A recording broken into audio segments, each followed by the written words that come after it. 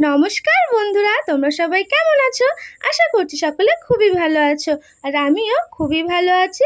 আর তোমাদের মাথায় একটা প্রশ্ন অবশ্যই ঘুরঘুর করছে যে আজকে আমি হঠাৎ ক্যামেরার সামনে এই শাড়িটা নিয়ে কি করছি। এটা হলো আমার মার বিয়ের শাড়ি। তো আজকে আমি আলমারি গোছাতে গিয়ে এই শাড়িটা দেখি, আর তখনই ভাবি যে আজকে আমি এই শাড়িটাকে একটু সাজগোজ করব। আর এইদিকে দেখো, তোমাদের সাথে কথা বলতে বলতে কিন্তু আমি রেডি হতে শুরু করে দিয়েছি। আর এই শ্রাবণ মাসের 29 তারিখ আসলে কিন্তু আমার মা আর বাবার বিবাহ কিন্তু 25 বছরে পূর্ণ হবে।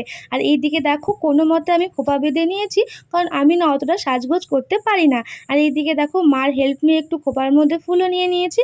আর আমার মা কিন্তু আমাকে সাফ সাফ বলে দিয়েছে আমার শাড়ি পরবি কিন্তু শাড়ি যেন একটুকু নষ্ট না হয়। তো সেই মতোই দেখো, খুব সাবধানে শাড়ি পরে নিচ্ছি আর রেডিও হয়ে নিচ্ছি। আর এই সব কিছু কিন্তু আমার মায়ের গয়নাগাটি, মানে শুধুমাত্র এই মালা আর চুড়ি বাদে সব কিছু কিন্তু মার।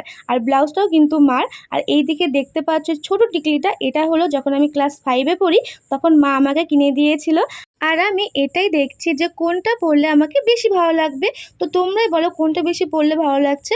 আমার মতে তো বড়টা পরলে বেশি সুন্দর লাগছে, মানাচ্ছে। তো সেই মতো দেখো আমি বড়টাই পরে নিয়েছি। আর এখন আমি টিপ পরে নিচ্ছি। আর এখন শুধু বাকি আছে ওড়না। তো এইদিকে দেখো, আমার একটা চুড়িদারের ওড়না আমি পেয়ে গেছি অনেক খুঁজে খুঁজে। তো সেটাই পরে নিচ্ছি। আর একটু মাঝে মাঝে একটু ঢং করছি। আর মাকে বলছি, দেখো মা, বিয়ের সময় এভাবে কান্না করব। আর আমি না একটু তিলক পরতে চাইছিলাম টিপের পাশ দিয়ে, কিন্তু আমার মা বলেছে এগুলো কিন্তু একদমই হবে না, এমনি সাজ কিন্তু তিলক পরা একদমই হবে না। তো এই দিকে দেখো আমার ফাইনাল লুক। আমাকে কেমন লাগছে অবশ্যই কিন্তু একটা কমেন্ট করে জানিও।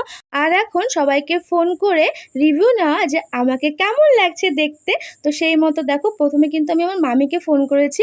আর এই দিকে আমার মামি তো দেখে অবাক হয়ে গেছে, বলছে বিয়ে ঠিক হয়ে গেল নাকি বিয়ে করে আসলে।